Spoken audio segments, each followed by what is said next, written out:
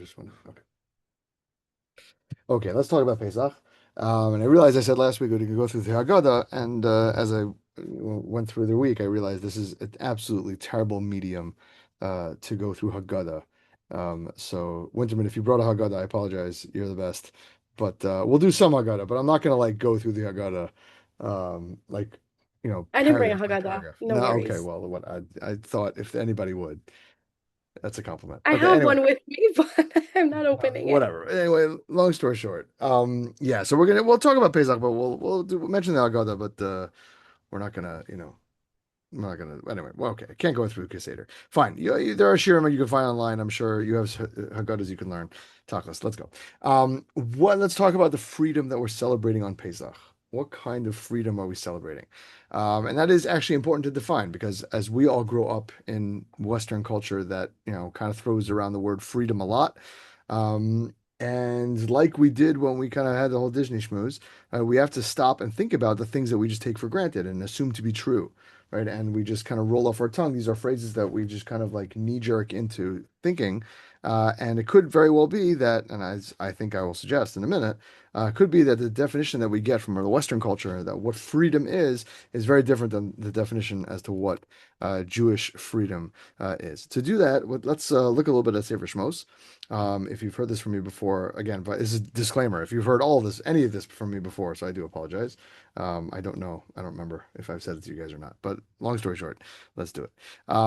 If you look at Sefer Shmos, right, to take look at let's look at Sefer Shmos in a nutshell, and that'll shed light on the whole freedom thing that we're talking about. Sefer Shmos is fascinating for many reasons. First of all, we all know that the Pesach story basically happens in the first four parshas, and we all know that none of us are familiar with the end of the Sefer, right? Where all of us are very familiar with the beginning of the Sefer, right? Through Yisro, it starts with Dibros, it's Yis Mitzrayim, you know those story, but almost nobody's familiar with the end of it, which is basically the building of the Mishkan, except for the small break of the golden calf.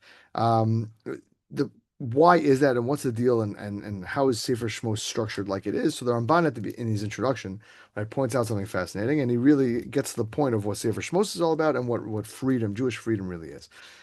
Sefer Shmos begins with the words Ve'ela Shmos, and these are the names of the Jews, right? And we know that when a word when the puzzle begins with and, right, you're obviously calling back to something that we are, going. It's not starting a new topic; it's continuing, right, the topic that we had, been talking about previously, and that is obviously, right, Sefer Bereshis.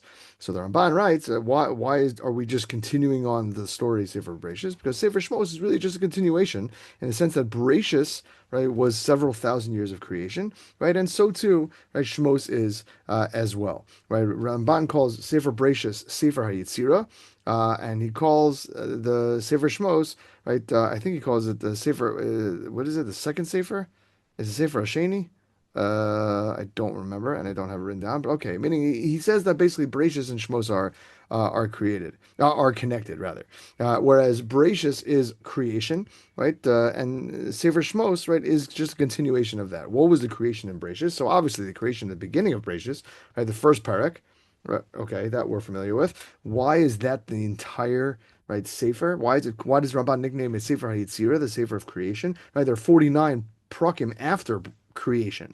It's nice. It's definitely obviously significant, but why the whole Sefer of creation? So Ramban explains, yeah, because myself is similar banim, that when the fathers do something that creates some sort of, you know, not, outcome for the children. It's not. It literally means an action of the fathers is a sign for the children, but it's much more than a sign. It's something that will happen eventually. When the Avos lived their lives, right, they were literally paving the way, right, for us. They were imparting on Bnei Israel's future, right, in a very real sense. Just to give one example, that Ramban writes by the wells that Yitzchak dug. Okay, right, they fought with the Plishtim. I feel like that's in Yana Dioma. Okay, maybe not the Plishtim, but other people. Yeah, Plishtim, whatever. It may not necessarily be the actual Plishtim from back in the day, but in Gaza, in Palestine, right? We're fighting with them then, right? Ramban writes, right, Masal V'Shalom Labanim, right, that Yitzchak's, struggle with the Plishtim kind of portends with Bnei Israel's struggle with the Plishtim. He was probably talking about Sefer Shoftim, but okay, it could be maybe I'm just, extrapolating or recency bias or whatever.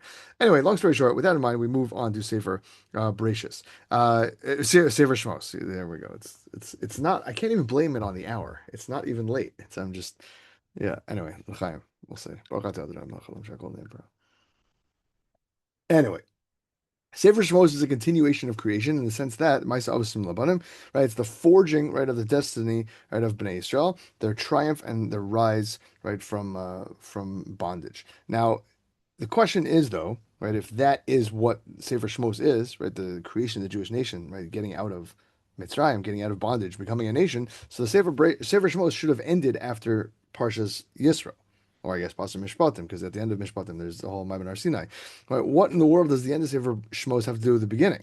Right? If you're telling me that the whole Sefer Gula, that the Sefer of redemption and the Jews are getting out of Mitzrayim, and that's the whole point where Bnei Israel are fulfilling their destiny, right, as kind of imprinted by the Avos. Well, so then we didn't need the second half of the Sefer. Right? We could have had another Sefer, or you could have just tacked that onto Vayikra. Vayikra is hard enough as it is. Just put the Mishkan by Vayikra, Korbanos, etc. Why in the world is that at the end of Sefer Shmos? Right, so the Ramban writes that's the key to understanding Sefer Shmos, and that's the key to understanding Jewish freedom as well. I would argue. Right, the Ramban says that when Bnei Israel left Egypt, they were not yet free. Right, their nationhood was not complete.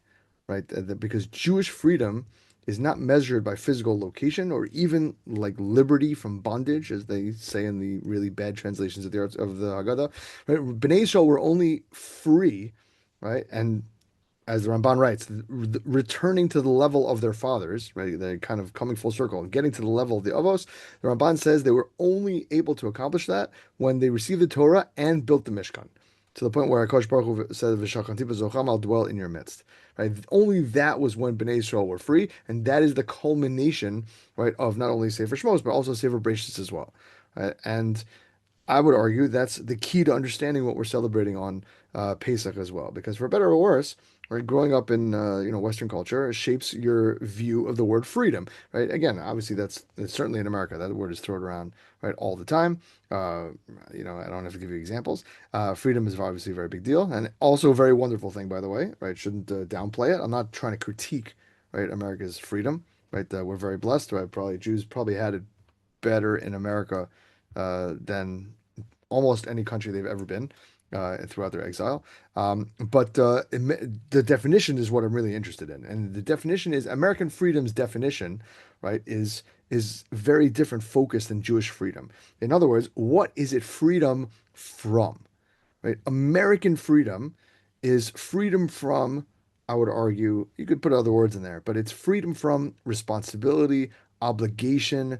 It's you can do whatever you want, right? Not necessarily rules, because obviously there are rules, but the whole idea is right. Live right. The what is it? I forget the right to prosper. What is it? Something about happiness. I forget already. I'm blanking on it. But they're giving the citizen the ability to do whatever you want. Right, to the point where, right, it gets to an absurdum, right? It gets to absurd where people argue that it's not illegal to burn the American flag or, or say, something anti-Semitic or hate speech or whatever, etc., or, burn down college campuses or etc. Jewish freedom is not like that.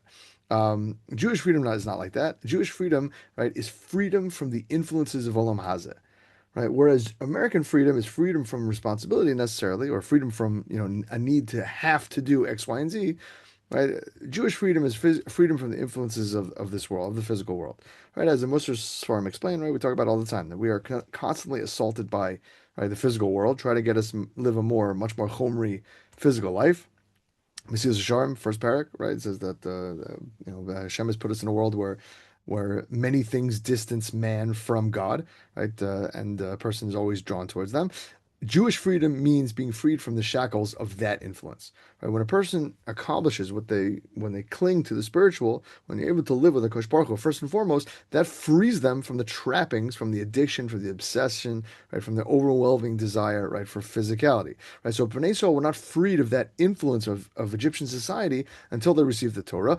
But even further than that, they weren't free from Egypt until they internalized Torah values. Right. That only happened after they built the Mishkan and Vasuli Mikdash Shechanti B'Socham, and Hakadosh Baruch Hu dwelt amongst them.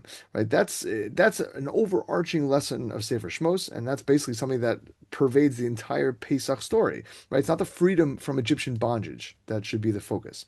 Right, theoretically, it didn't matter whether the Jews were slaves of Egypt or free to forge their own kind of laws if they didn't have the Torah. Right, if the freedom to serve Hakadosh Baruch Hu, to liberate themselves from the physicality of this world, to soar to spiritual heights, that was the goal. Right, of of Exodus, of leaving Mitzrayim, right? It wasn't just the ability for them to sit and spend 5 hours on TikTok. That's not what it was about. Right? And this idea is reflected right in the davening of Yom Noraim, for example, and in many of the davenings, right? If you ever daven right for Parnasa, right, we say there's a tefillah in Shemona Esrei, right? That if you can add in Shema Kolenu, it's in a lot of the sitters. It says, give us all the stuff, health, wealth, money, intelligence, etc. So that we can do your ratzon, right, to do your will, to learn in your Torah, right, and to do your mitzvos. Right? The whole purpose of all that stuff, right? The whole purpose of time, freedom, money, etc. Right, is not to do whatever we want and be free from what is obligated upon us. Right? It's only a means to an end, right? To be used towards spirituality to enable a person to get close to a Kosh Baruch Hu. And this, frankly, is something we have to think about. Maybe something we have to reset before we head into Pesach. Tonight is Rosh Chodesh Nissan, so you guys will join us in Nissan in a few minutes, right? A few hours, I guess.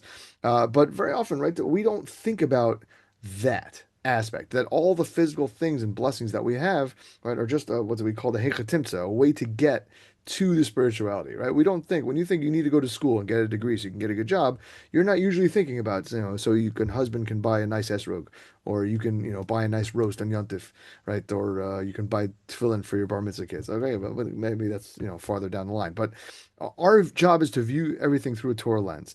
To put like a religious spin on everything that we do. Now, okay, maybe they think about tuition in America, that could be fine, but that should be the purpose of our existence, right? That's the freedom that we're talking about. Uh, yes, I agree with you. That's hard, right? How can you be always thinking of a Kosh Baruch Hu when you're eating an apple? I don't know. Right, when you order a burger and you sit down to watch, I don't know, baseball or something, right? Or soccer or football or whatever you guys watch over there, right?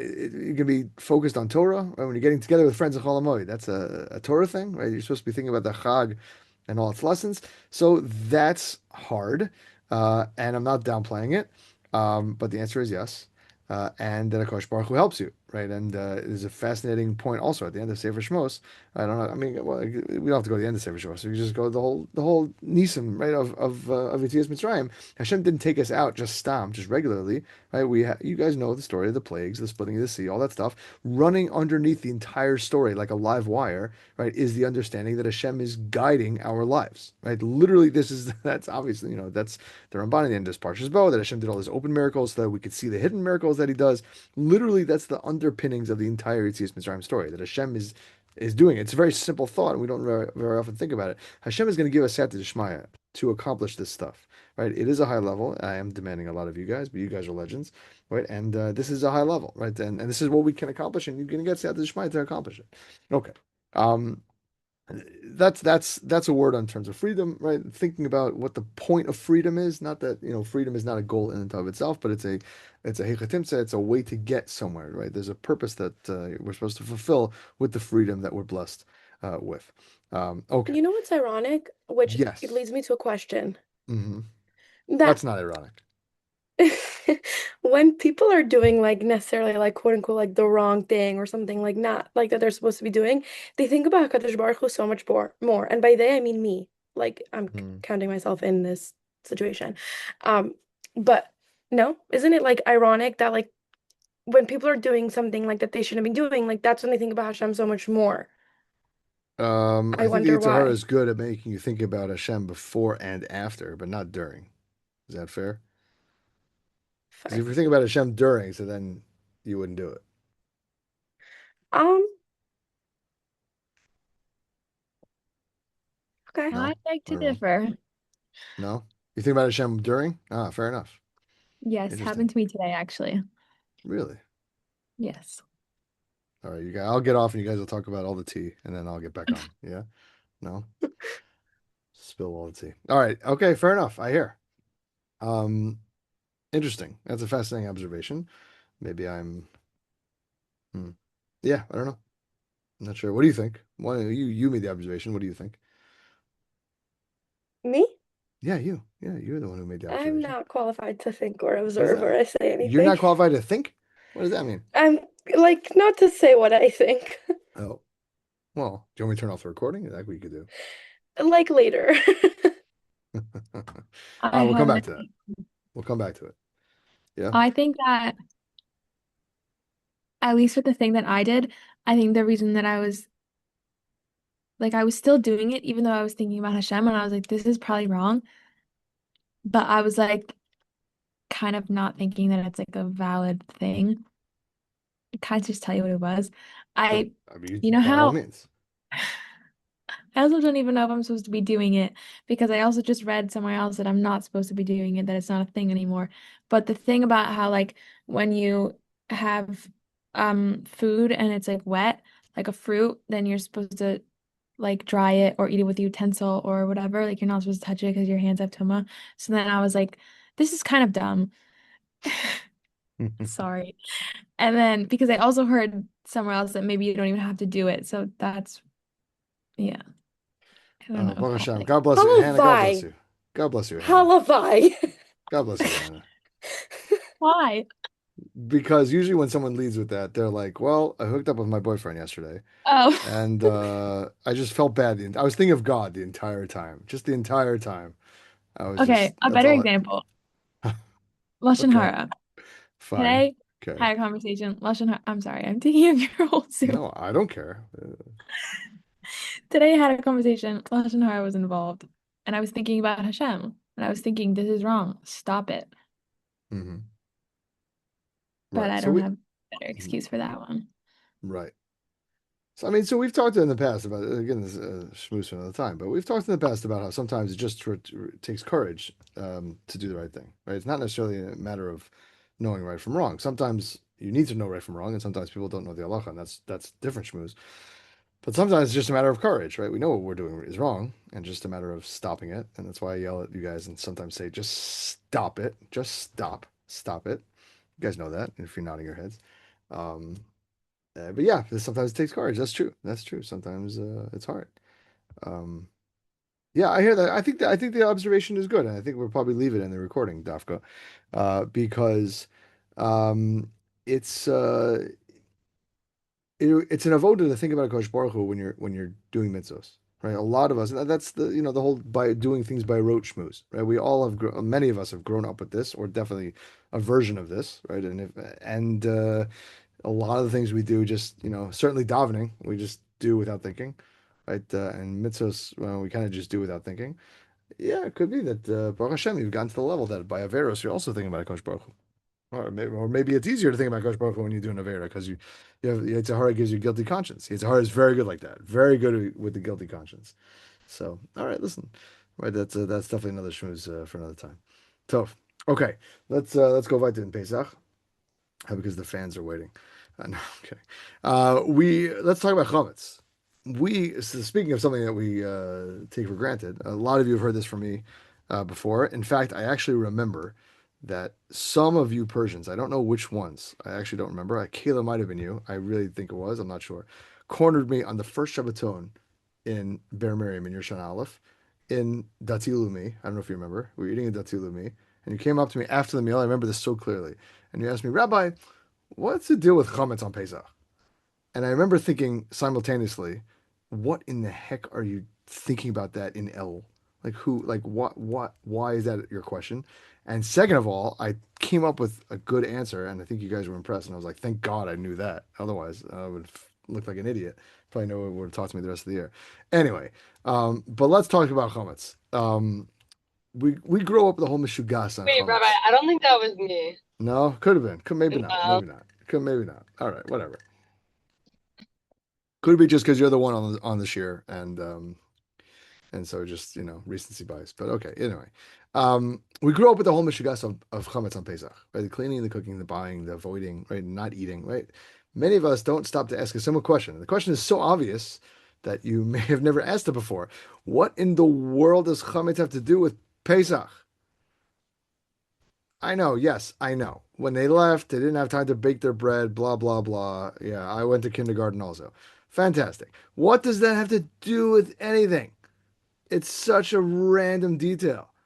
After 210 years of slavery, Hashem took us out of Egypt, did all these miracles, right, revealed himself as a creator and the one who controls the entire creation to a point where he's doing miracles and plagues and reversing the natural order of things. Bnei Israel go to Har Sinai, they get the Torah, the chosen nation, set course to the Holy Land, receive their birthright. Oh no, by the way, they had crackers on the way out. Like, who cares? Like, oh, and now all of a sudden we have to make sure and eradicate all the bread from our home And some people put like, I don't know, tin foil on the walls and like for a week we have to make sure we like stuff our stomachs and like have no digestion. Like what? Like who cares what they ate? Who can you think the Jews back in the day cared what they ate? They didn't care. They were getting out of 2 centuries of slavery. You think they cared if the bread was bread or the bread was crackers? No, yeah, the first thing if you ask what Pesach is all about, if a guy would come to be like, what's Passover? Be like, well, we don't eat this bread. It's the first thing you'd say. It's almost makes no sense. Now, if you're thinking that's a pretty good point, you probably think you've heard this from me before. But anyway, if you're thinking this is a pretty good point, it's not my question. All right, many of the Rishonim have asked this question. Rav Asher Weiss quotes the Radvaz. He may not have gone on a rant like that. He may have asked it a little bit more straightforward. But he just wonders, the Radvaz wonders in a bit more halachic framework. And he says he wonders why the halachos of chametz are so more machmir, right, than other halachos. Right, for example, if a drop of milk falls into chicken soup, right, we did this in kashrus, right? If there's 6 shishim, batal b'shishim, if it's 60 to 1, right, if it's 60 parts soup to 1 part milk, the milk is batal, right? It's nullified, right? Then the soup is totally fine. But if a drop of chametz falls in on Pesach, not before Pesach, but on Pesach, right, the chametz would not be nullified, right? And the entire soup goes down the drain. Right, that's one chumrah. For example, another chumrah, again, you guys know this, is that we check for hours, if you do it right, to make sure we don't have any chametz in the house, because chametz, we burn the chametz, we look in all the cracks and under our beds and like inside shelves and stuff. We can't own chametz on Pesach. What's going on over here? So says the Radvaz, he quotes a Gemara and Brachos and Daf Yud Zayin, seemingly having nothing to do with Pesach. Right, there the Gemara lists off a bunch of tefillos that the Amoraim said, right? And in the middle of discussion, Rabbi Alexandri, who ironically is probably named after a city in Mitzrayim called Alexandria, but okay, he would say, "Ribono shel olam galui v'yadua lefanecha sheritzonenu lasos ritzonecha." Famous Shweki song. Ribono shel olam, dear God, it is known before you that it is we want to do your will, right? It's galui v'yadua lefanecha sheritzonenu. It's our will, lasos ritzonecha, to do your will. Umi ma'akev, but who stops us from doing that? Or Isa, the yeast that's in the dough. What in the world does that mean? So yeast stops us from doing God's will. Right? The Yetzer Hara stops us from doing God's will. What does that mean? Why in the world would the Gemara refer to the Yetzer Hara as yeast? So the Radvaz explains like this: what's the difference between bread and matzah? Right? Everybody knows the 18-minute thing. Okay, fine. But what about ingredients? Right? Matzah is made from flour and water. Bread is made from flour, water, and yeast. Right? Yeast turns the bread from a crackery substance into something that's fluffy and delicious. Right? But how long does bread last? Not long. You leave it out a couple of days, not more. On the other hand, I just threw out my last year's matzah, which we were still using for Lechem Mishnah on Shabbos. Right? It's literally maybe a week ago. Right? So matzah stays forever. Right? Literally forever. Right? Matzah makes you full for hours. Right? There's a reason they used to serve matzah to slaves and prisoners, and the Vujaham writes this on his in his Agada. It's cheap and it stays in the person's stomach forever. And that's exactly the difference, says the Radvaz, between sin and mitzvah. Right? The Yetzer Hara makes an Avera very attractive. It's all fluffy, it's all delicious. It's the yeast in the dough, right? The stuff that makes life taste good and flavorful. But it's fleeting, it doesn't last. It gets stale after a couple of minutes. A mitzvah, on the other hand, lasts forever. Might not be as sweet and tasty and delicious, right, as the bread, but it's firm, it's long lasting, keeps you fulfilled, keeps you living life for a purpose, even in this world, and certainly nourishes your neshama for the next world. Okay, so that's cute. Very nice. But what does it do with Pesach? So this part you for sure are familiar with. The Zohar tells us in Parshas Yisro that because of the enslavement to Mitzrayim, right, Bnei Yisrael were on the 49th level of Tumah. Right, had they gone one more level down, they would have been irredeemable. So HaKadosh Baruch Hu took them out of Egypt, right? He took them on this journey towards Har Sinai, towards the highest level of Kedusha, right? So they'll be on a proper level to get the Torah, v'chule v'chule, 49 levels, 49 days of Sfira, 49 days from Mitzrayim to Har Sinai. Yeah, that's the idea. So Bnei Yisrael's journey from Mitzrayim to Har Sinai was the spiritual journey, right? From the lowest level of the lowest, right, to the highest level of the high, right? And standing in their way was the Yetzer Hara, which was naturally trying to slow them down from reaching the goal. That's, by the way, how we view Amalek, who attacked the Jews on the way out, right? That's why we destroy Amalek, just like we destroy the Chametz. Why we want to get, okay, there's the same kind of parallel phraseology. As we discussed, right, Yetzias Mitzrayim was supposed to be a spiritual journey. Right, so therefore, the Yetzer Hara is compared to chametz. Right, we can understand, right, that Bnei Yisrael didn't take their chametz out of Egypt in a different light. Right, what do we care that the bread they ate was crackers and not bread, right? It's not an anecdote to the story of Yetzias Mitzrayim at all, right? It's literally the crucial aspect of the story, right? Literally, because as we said, right, if the Yetzer Hara is represented by the East. And Bnei Israel were going on a spiritual journey, like we said, that they had to get to Har Sinai and dwell with the Mishkan, with Akash Baruch Hu, right, living amongst them. So then they had to leave the chametz behind, right? They had to leave the Yitzhara behind. They couldn't have the yeast in their dough. That was exactly the point. So why do we go crazy erasing the chametz from our homes? Because, well, as you know very well, right, when you're trying to stop yourself from doing some sort of avera, like, I don't know, not washing for vegetables, God bless you, Hannah. Anyway, um, sorry, I couldn't help myself.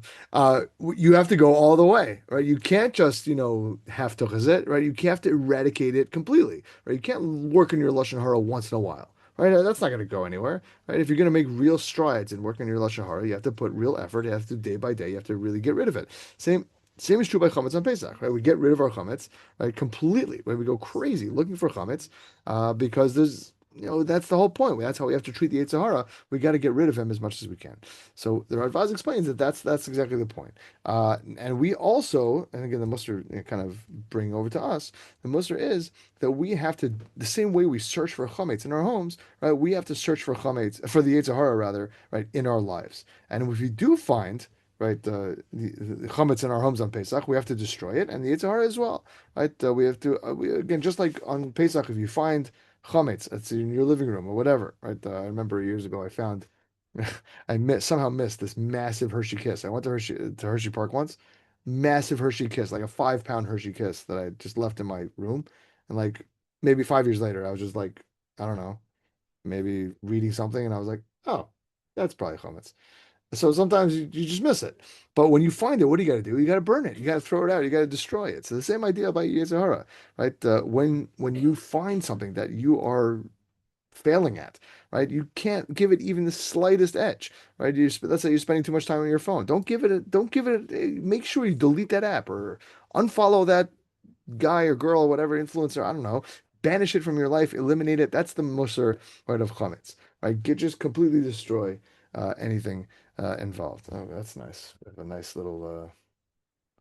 We may have a siren in a few minutes. Not sure. We'll see. Find out. They've been uh, they've been coming and not coming. Sometimes you get the warning if they don't come. All right, you guys know how this is. Anyway, the idea about Yetzer Hara, we get rid of it so there's no temptation whatsoever, and that's why we treat chametz so harshly on Pesach, and that's why it's a central focus of Pesach, because that was literally what Bnei Israel were doing, right, when they left Mitzrayim, going to Har Sinai. And it's also falls out 6 months after Rosh Hashanah, right? We held all these resolutions that we talked about, right, in previous shiurim. How are those resolutions going? I don't know. Well, it's now time to check in. Right? 6 months after Rosh Hashanah, right? You got to reorganize yourself, get ready for the summer months, which is it makes it even harder. But Mitzvah Shem will be zocha to accomplish it. Okay. You guys still with me? How are we holding? Yeah, should we go weiter? More? Okay. The people who are actually showing their faces are nodding. So if you're not showing your face, you don't get a vote. Tov. Sipur Tzias Mitzrayim. The biggest part of the Seder night is Sipur Tzias Mitzrayim. That's one of the mitzvahs daraisa, right? That's otherwise known as Magid, right? Telling over the story of Mitzrayim. What is the purpose of this mitzvah? Just telling over a story on the anniversary that something happened, right? So if that's true, so then we don't really, it's odd because we don't really have that mitzvah on other holidays. The only comparable thing that we have is Megillah on Purim. But we don't retell the story of Shavuos on Shavuos. We don't retell the story of Sukkos on Sukkos. We light candles on Hanukkah. That's kind of sort of it, but there's no mitzvah to kind of read over the story of the Chag. So what's the nature of this mitzvah and what's the deal and what's the purpose? So at the end of Avodim Hayinu, right?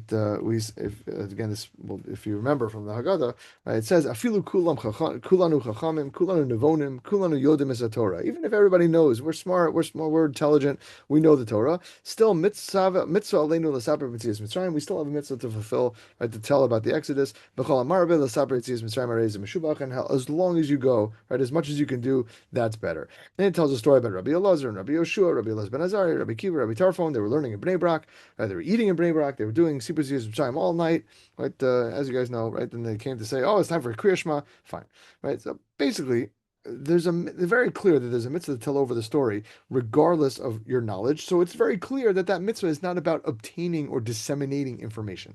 Right? Clearly, it's not, informing us of something we don't really know. What actually is it? So to understand that, we need to take a few steps backwards. Magid opens right with Manishtana, as you know, right? Four questions: Why do we eat matzah? Why do we eat maror? Why do we dip twice? Why do we recline? And in times of Beis Hamikdash, there was one more. Was that why? It wasn't five, but the one that replaced one of them on the list. That is, why do we only eat roasted meat tonight? Okay, we don't eat roasted meat anymore because it's Zeichel Korban Pesach. But anyway, long story short, the Manishtana better, as well as I do. Those are not the only four weird things happening at the Seder. Right? Why aren't there other questions? Well, you could have asked about the 4 cups of wine. You don't usually, I would imagine, drink 4 cups of wine every night. Right? We don't have roasted meat necessarily every single meal. Right? We don't have broken up halal. That's very odd. Right? Broken up halal. Why would you say halal 2 paragraphs and then the rest of it later, right? Why do we zero in on those 4 details of the Manishtana? So the Rishonim explain the Malbim, the Barbanel, right? Others, right? The Manishtana is all about explaining the difference between slavery and freedom, because on the Seder night we have many conflicting practices, right? On one hand, we eat poor man's bread, we eat moror, right? That symbolizes the freedom, the slavery. On the other hand, we're leaning, we're dipping our food, right? We're drinking wine, right? There's symbolism of a free people, of freedom. So what's the split between slavery and freedom? And explain, right? They're shown to explain. We emphasize the opposite ends of the spectrum in order to fully appreciate the redemption arc, right? Without fully illustrating, right, the depths of the terribleness of the slavery and oppression, etc., right? We wouldn't necessarily appreciate the freedom. So we first explore and experience the slavery and the servitude and the pain, right, with the matzah and the maror. Then we move on to the freedom with the reclining, right, and the dipping. That's what Manishtana is trying to do. So then Avodim Hayinu, which comes right afterwards, right, is not just a narrative, right? It's an instruction, right? It's about how much a Akar Tov we need to have for Hashem's taking us out of here, right? We say, right, we were slaves to Paro, right? Avodim Hayinu, Paro of Mitzrayim, and if Hashem had not taken us out, we would still be slaves there, right? We mentioned that we were slaves, so we can appreciate the fact that we're no longer slaves, right? And maybe this is why we have to recount and do the mitzvah Sipur Tziyas Mitzrayim. Do we have to recount the Pesach story even if we know it already, right? Because we know the facts, right? We don't forget the story from year to year, but what we do forget is that experience from slavery to freedom. What does appreciating the slavery, right, and to freedom journey do for us? It increases our akar zatov, and that's a nakuda, right? The whole purpose of Sipur Tziyas Mitzrayim, as at least I would argue, and it's not I don't think I'm saying anything new or chiddushtik, but it's the purpose is for akar zatov, right? That we can appreciate the Akash Baruch Hu, what we have, because most of us don't actually have proper Hakaras Tov to Hakadosh Baruch Hu, myself included. Obviously, we say in Nishmas we have millions upon billions of things that we need to thank Him for. But even for the things that we know we have to thank Him for, we don't truly appreciate. For example, let's say you go somewhere for Shabbos, right? You have an amazing time, right? Amazing, uplifting, inspiring, nigunim, food, everything. After Shabbos, you thank your host like crazy. Fine. 2 weeks later, you don't just randomly and call and thank your host. That would be weird. A year later, maybe you'll be like, oh, remember this amazing Shabbos we had like a year ago? Maybe, but you're not thanking the host. You don't even remember the details. So that's why we have to recall Yetzias Mitzrayim in all its details. That's why we say Kol Amarba Hareza Meshubach, that anybody who increases all the details should be praised. Because we don't forget necessarily, right, the story, but we definitely forget how much we owe HaKadosh Baruch Hu and that whole experience, right, of going from slavery to freedom, and how much we really have to thank Him for. Recounting all the details and the depths of what Hashem did for us reminds us of how much we owe Him and how much Hakar Zatov, right, we truly need to have. All right, let's do one more. And this, again, we mentioned kind of last week, but it's important, I think, and to kind of reiterate, especially for people who aren't there. The Agada is filled with tons of stuff, and it's easy sometimes to get lost in the text. But one of the main themes, I would argue, right, aside from the Hakaras Tov aspect, right, is as we say at the end of Magid, right? Behold, over Dorchayev Adam Liros Atzmo Kilu Yotzim Mitzrayim. Shenemar Vigadet Lebidcha B'Yom Hahu Lemor, etc., etc. Right? We know the songs. In every generation, a person is obligated to view themselves as if they left Egypt. Therefore, again, this is the Hakar Satov, right? Therefore, we have to give thanks and praise. Hakadosh Baruch Hu, right? We have all these experiences of praise, right? I don't know if you ever noticed, right? It says, therefore, we're obligated. Lahodot, lahalel, lashabech, lafaer, loramein, lahader, lavarech, lalel, kales. That's, I think, 8 different phrases of praise to Hakadosh Baruch Hu, right, for taking us out of Egypt, and it goes on and on. But okay, anyway. So as again, we pointed out, right, that the Lubavitch Rebbe has a beautiful pshat with this. But before we get to that, um, Chayav Adam Liros Esas Makilu Yotzim Mitzrayim, right? The Rav Wolbe writes, there's another, right, kind of textual problem, textual issue with one of the paragraphs in the middle of Magid, right? Before we get to the Baba Rebbe's vort, which is the same. I guess, let's just say it right now, because I keep on talking about it. Basically, the Baba Rebbe says, as we pointed out last week, is that the person's got to be obligated, got to see themselves as if they left Mitzrayim, right? Chayav B'chol Dor Vador. In every generation, a person has to see himself as if he left Egypt. It does not mean, well, maybe. I don't want to rip on Chas Shalom. This is not a rip, but it does not mean necessarily that you have to walk around and hit each other with scallions. I realize that's what Sfardim do, and I realize that that's an awesome minhag, and I happen to think that's so cool. And that is valuable because it kind of demonstrates what the shibud was. But says the Baba Rebbe, it's talking to each one of us. In every generation, we have to view ourselves as if we left Egypt, in the sense that we all are in Egypt in some way. We are, we're in bondage to some. We're obsessed with this, or addicted to this, or can't get ourselves away from doing X, Y, and Z. Right? We are all in Egypt in some form or fashion, and our job on Pesach, as we've been discussing, is to get ourselves out of the 49th level of Tumah. We're probably not all the way down there, but to get ourselves out of the Egypt, out of the muck, right, and to kind of get us right going towards Shavuos and kind of seeing our own freedom. The one more just illustration I'll point out is from Rav Wolbe. Rav Wolbe writes in Alei Shor, he notices a fascinating textual problem in the Agada. The Agada says, right, Mitchila ovdei avodah zara hayu avosenu. Right after, this is basically the place where you start spacing out, because we do the Havadim Hayinu thing and then the sons and whatever, and this is where it kind of like it gets kind of boring. But But basically, what we say is originally our forefathers were idol worshippers, right? Referring to Avram. Avram, right? The pasuk says, "Shinamar vayomer." Sorry, no. Where is it? Terach avi Avram, vavi Nachor, vayavdu Elokim achirim, right? Elohim achirim, rather, right? The Terach, Avram's father, and Nachor's father, right? They served foreign gods, right? Okay, but interestingly, in the middle, right, when it's referring to Avram is not so from origins, right? It says Mitchila ovdei avodah zara hayu avosenu, and then it says ve'achshav, and now kervanu hamakom lavodah so. Hashem has brought us to His service. Meaning, originally we were ovdei avodah zara, now Hashem has brought us to become from and become Jews, etc. Says Rav Wolbe, notice what the text says. It references Avram, and then it says, but now Hashem has brought us close to avodas Hashem. If I was writing the Haggadah, I would have been like, Avram's father and family were Ovdei Avodah Zarah, and then Avram did his whole Avram thing and found God, and all the stories over there. But that's not what the Haggadah says. The Haggadah does not say that Avram found God. It says now that we found God, that we have been brought close to Hakadosh Baruch Hu. And perhaps, right, points out Rav Wolbe, right, that when we feel the mitzvah of Sipur Tziyas Mitzrayim, we're trying to find our way out from our own gullus, from our own exile, from our own Egypt. And the goal is clear, right, for us to view ourselves, right, as if we personally, right, left Egypt. And Mitzvah Shem will be zocha, right, through all the mitzvahs of the Seder night, and through Pesach in general, by the way. Pesach is not over after the Seder, right? You have all Pesach to talk about that. Maybe Bli Neder next week we'll talk about the 7th day of Pesach, and maybe Sfiras Omer. But this is the time, right, to dig yourself out, right? HaChodesh Zalachem, Rosh Chodeshim, right? We talked about that last week, that Nisan, right, it's Rosh Chodesh Nisan, is the time for new beginnings. If you're struggling with something, so pour yourself out. You have tremendous Siyata D'Shmaya now, right? And that's the avodah that we're supposed to do, right? Both these 2 weeks leading up to Pesach, right, and throughout the entirety of Sfiras Omer, all the way to Kabbalas Torah on Shavuos. All right, dudes, have a great Wednesday, good Chodesh, and we'll speak to you guys soon.